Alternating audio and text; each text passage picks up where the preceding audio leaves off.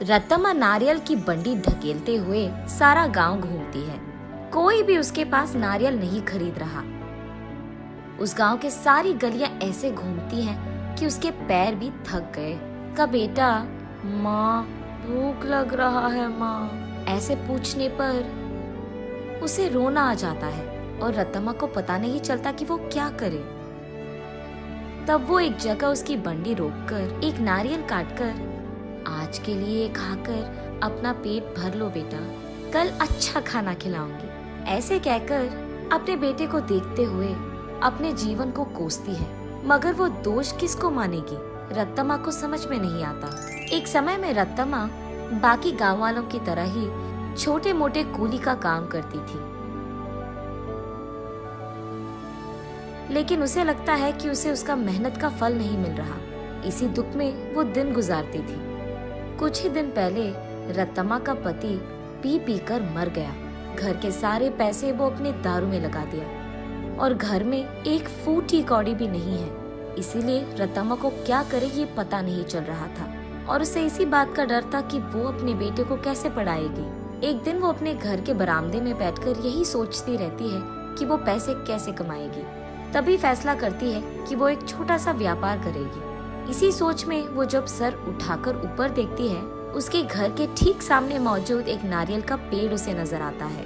तब वो फैसला करती है कि वो नारियल बेचेगी। उसके फैसले के अनुसार ही वो अगले दिन उस गांव के जंक्शन के बीच में नारियल का एक छोटा सा बंडी लगाती है। लेकिन तब तक उसी जंक्शन पे दो और ऐसे व्यापारी थे जो नारियल बेच रहे थे। उन दोनों की वजह से रत्तम्मा का व्यापार ठीक से नहीं चलता है। इसी कारण 2-3 दिनों से रत्तम्मा की बंडी से सिर्फ 2 या 3 नारियल ही बिके थे। बाकी सारे वैसे के वैसे ही रह गए। ये देख निराश होकर रत्तम्मा ये फैसला करती है कि अगर वो गांव के सारी गलियां घूमकर बेचने की कोशिश करेगी तो कम से कम कुछ तो बिक जाएंगे। तब जाकर वो ऐसे गलियों में घूमती रही। आंखों में से निकल रहे आंसू को पोंछकर वो बस अपनी किस्मत को कोसकर घर जाने ही लगती है कि बीच रास्ते में उसे एक पाठशाला नजर आती है। उस पाठशाला के बच्चे वहाँ बेच रहे स्नैक्स को देख उस दुकान के चारों ओर घेर कर उनको खरीदने लगते हैं। ये देख रत्तम्मा का बेटा, माँ मुझे भी वो खाना है माँ, ऐसे वो भोला बच्चा पूछता है। ठीक तभी अचानक रत्तम्मा को एक अच्छी योजना सूझती है। तब वो उसके बेटे से ऐसे कहती है, हमारे पास उसको खरीदने के पैसे नहीं है बेटा, लेकिन घर जाते ही मैं तुम्हारे लिए एक बहुत अच्छी मिठाई बनाऊंगी, ठीक है? चलो हम अभी घर चले जाएंगे। घर आते ही बचे नारियल में से कुछ ही को काटकर उनसे कुछ मिठाइयाँ बनाती है और उन मिठाइयों को अगले ही दिन उस पाठशाला के पास बेचने लगती है। उस दिन तक किसी ने भी नारियल से बनाए हुए मिठाई को वहाँ पे नहीं बेचा था, इसीलिए पाठशाला में मौजूद सारे बच्चे एक ही बार में वहाँ आकर सारी मिठाइयाँ खरीद लेते हैं। बस रत्तम्मा की खुशी का कोई सीमा नहीं।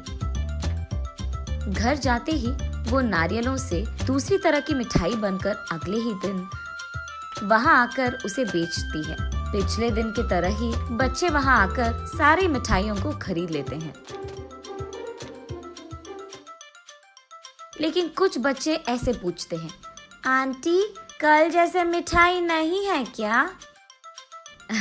कल लेके आऊंगा बेटा। ये कहकर घर पहुंचते ही अगले दिन के लिए नारियल से ही 2-3 प्रकार की मिठाइयाँ बनाती है। तीसरे दिन भी सारी मिठाइयाँ बिक जाती है। तब वहाँ मौजूद बाकी व्यापारी ये देख रत्तम्मा के पास आकर ऐसे कहते हैं, अम्मा कुछ मिठाइयाँ हमको भी बेचो, वो हमारे दुकान में बेचेंगे हम तुम्हें दुगना पैसे देंगे इनके लिए, ऐसे कहते हैं। ये सुनकर रत्तम्मा इस बार ज्यादा मात्रा में मिठाइयों को बनाकर अगले दिन वहाँ के व्यापारियों को बेचती है दुगने गुना में। बचे सारे पाठशाला के बच्चों को हमेशा की तरह बेचती है। ये देख बच्चे सारे वापस रत्तम्मा के पास ही मिठाइयाँ खरीदते हैं। ये देख बाकी व्यापारी रत्तम्मा से ऐसे कहते हैं, तुम अगर ऐसे ही हमारे बगल में दुकान लगाकर वही मिठाइयाँ कम दाम में बेचोगे तो हमारा धंधा कैसे चलेगा मैम? अगर तुम्हें बेचना है तो हमारे ही दाम पे बेचना होगा। तब रत्तम्मा, लेकिन बच्चे इतने दाम पे कैसे खरीदेंगे? उस सब से हमारा कोई लेना देना नहीं। अगर यहाँ धंधा करना है तो हमारी सुनो, वरना यहाँ से निकल जाओ। ऐसे कहते हैं।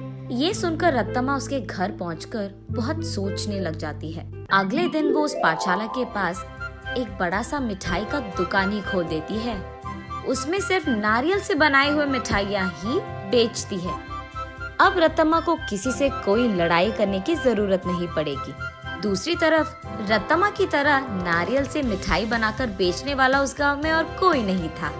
अब इस कारण रत्तम्मा के मिठाई का दुकान सिर्फ बच्चे ही नहीं बल्कि सारा गांव जाता था। कुछ ही दिनों में रत्तम्मा अमीर बन जाती है और उसी पाठशाला में वो अपने बेटे को पढ़ाती भी है। ऐसे प्यार से वो उस नारियल के पेड़ को हर रोज पूछकर पानी डालती थी।